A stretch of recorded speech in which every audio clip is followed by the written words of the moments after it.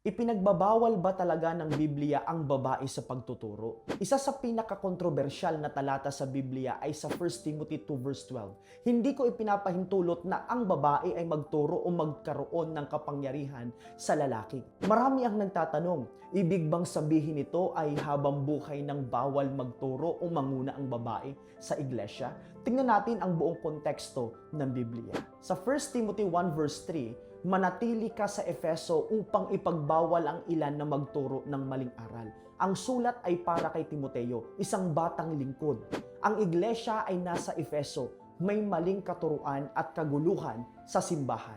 Ang Efeso ay sentro ng pagsamba kay Artemis, isang diyosang babae.